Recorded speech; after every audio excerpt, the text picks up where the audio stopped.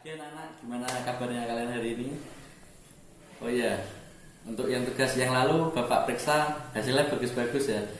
Bikin puzzle-nya dan penjelasan mengenai sistem pernapasan pada manusia. Untuk kesempatan hari ini, Bapak akan menjelaskan mengenai pewarisan sifat pada makhluk hidup.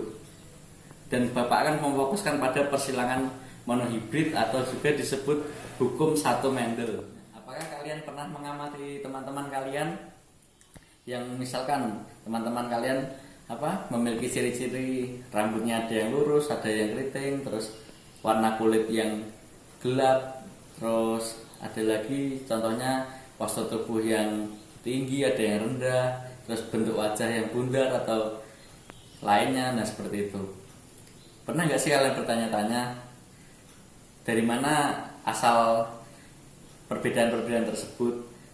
Nah, agar kamu dapat memahaminya, pada kesempatan kali ini Bapak akan menjelaskan mengenai pewarisan sifat pada makhluk hidup dan juga persilangan monohibrid. Nah, kita masuk ke dalam materi. Ini dari pertanyaan Bapak yang Bapak lontarkan ke anak-anak tadi itu jawabannya sesimpel ini. Jadi pewarisan sifat akan menyebabkan seorang anak biasanya mempunyai kemiripan dengan orang tuanya. Nah, hal ini disebabkan adanya penurunan sifat dari orang tua ke anaknya. Nah, ilmu tentang ini disebut juga dengan pewarisan sifat. Di cabang biologi diri itu dapat diketahui disebut juga dengan genetika, atau istilah lainnya pewarisan sifat yaitu hereditas. Nah, dari pewarisan sifat tersebut ada unsur-unsur yang bertanggung jawab atas terjadinya pewarisan sifat. Yang pertama yaitu gen dan kromosom. Kromosom adalah materi genetik yang berbentuk benang-benang halus yang biasanya disebut dengan kromatin. Nah, kromatin inilah yang membawa informasi genetik atau genetis kepada keturunannya. Sedangkan gen bahan kimia yang terdapat pada kromosom. Nah, fungsi dari gen ini sebenarnya untuk memengaruhi sifat atau karakteristik setiap makhluk hidup. Jadi setiap keturunan itu memiliki karakter yang berbeda-beda menyesuaikan dengan indukannya atau orang tuanya. Nah, pengertian persalingan monohibrid. Persalingan monohibrid adalah perkawinan yang menghasilkan satu karakter dengan dua sifat yang berbeda. Nah, keturunan pertama itu biasanya disebut dengan generasi F1, akan memiliki sifat sama dengan salah satu induk. Ya, bisa disebut juga sama persis lah dengan salah satu induknya. Nah, hal ini dipengaruhi oleh alel dominan dan resesi. Nah, persilangan monohibrid tadi itu, persilangan monohibrid juga terkenal dengan sebutan hukum satu Mendel. Nah, dalam percobaannya Mendel ini menggunakan tanaman kapri karena mudah dipelihara, dapat menghasilkan biji dan punya sifat-sifat yang dapat dibedakan antara varietasnya, dan juga dapat diperbanyak atau disilangkan dan mudah ditanam.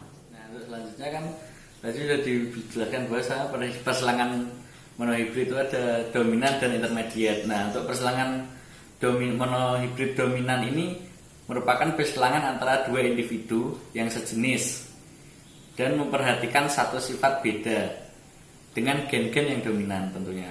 Nah, sifat dominan dapat dilihat secara mudah, yaitu sifat yang lebih banyak muncul dalam keturunannya. Jadi dalam persilangan itu biasanya keturunannya akan banyak yang muncul mirip dengan induknya. Nah, itu disebut dengan monohibrid dominan. Yang dipilih adalah tanaman yang gelur murni, yaitu tanaman yang kalau menyerbu sendiri tidak akan menghasilkan tanaman yang berbeda dengannya. Dalam hal ini, bulat dominan terhadap keriput. Nah, bagaimana keturunan F2-nya, frekuensi genotip, dan serta frekuensi fenotip pada F2-nya. Untuk melakukan persilangan monohibrid harus urut. Jadi yang pertama dituliskan dulu parental. Parental disingkat dengan P. Parental adalah tetua yang disilangkan pertama kali. Di sini yang disilangkan adalah biji bulat, S besar, dan biji keriput, yaitu S kecil. Masing-masing parental tersebut membentuk gamet.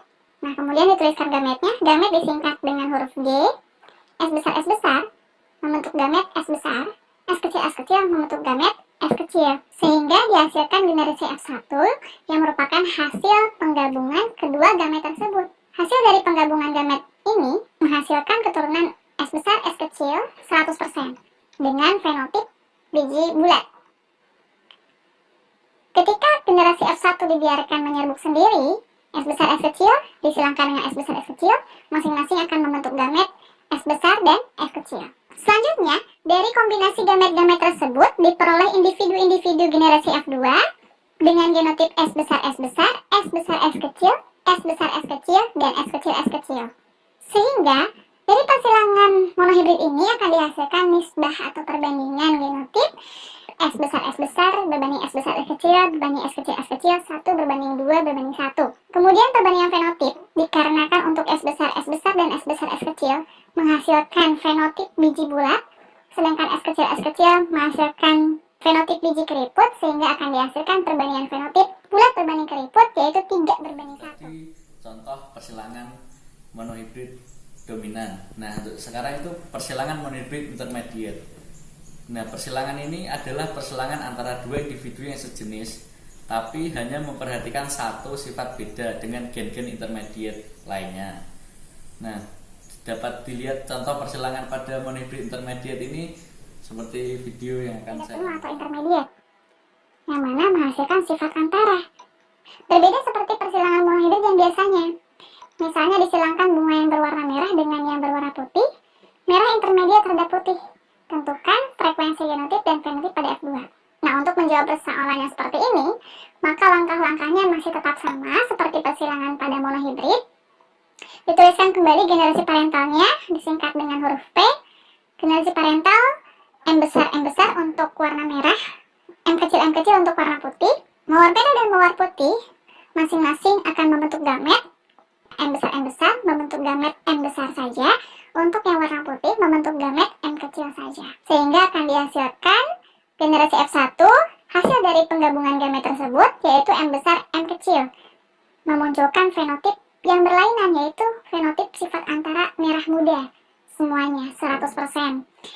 Semua keturunan yang berwarna merah muda tersebut dibiarkan menyerbuk sendiri, sehingga dituliskan kembali parentalnya M besar M kecil disilangkan dengan M besar M kecil.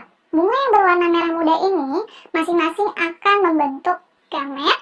Genotip M besar M kecil akan menghasilkan gamet M besar dan juga M kecil.